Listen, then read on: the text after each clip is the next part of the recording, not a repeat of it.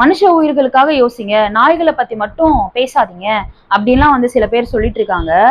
எந்த நாயும் வந்து பிளான் போட்டு ஸ்கெட்ச் போட்டு ஒரு மனுஷனை கடிக்கல, கற்பழிக்கல, கொலை பண்ணல.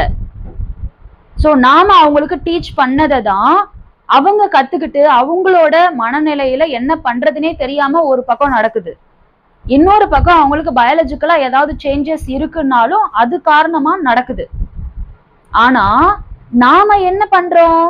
நாம பிளான் போட்டு ஸ்கெட்ச் போட்டு விஷம் வைக்கிறது, அவங்க மேல சுடு தண்ணி ஊத்துறது, மேல இருந்து பில்டிங் மேல இருந்து தூக்கி போடுறது, கொலை பண்றது, கத்திய வச்சு வெட்டுறது, இவ்வளவு விஷயத்த பிளான் பண்ணி யாரு பண்றது? இந்த மனுஷ ஜென்மம். நாய்கள் வந்து இது எதையுமே பிளான் பண்ணல.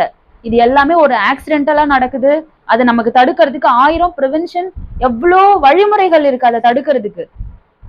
அதை கொல்றதுதான் வந்து ஒரு சரியான தீர்வுன்னு சில பேர் பண்ணிக்கிட்டு இருக்காங்கல்ல, அவங்களெல்லாம் நம்ம முதல்ல வந்து மனுஷங்க லிஸ்ட்லயே சேர்க்கவே கூடாது. குழந்தைங்களை அபியூஸ் பண்றது, பொண்ணுங்க கிட்ட தப்பா நடந்துக்கிறது, இந்த மாதிரி ஆளுங்களாலதான் நாய்ங்களையும் வந்து கேவலப்படுத்தவும் முடியும், அதை ஒரு உயிரா மதிக்காம இருக்கவும் முடியும், அவங்கள கொலை பண்றது கூட தப்பு இல்லைன்னு யோசிக்க முடியும்.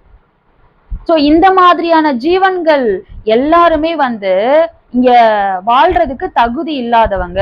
அவங்க ரேபிஸ் வந்து போனாலும் சரி, இல்ல வேற ஏதாவது காரணத்தினால போனாலும் சரி,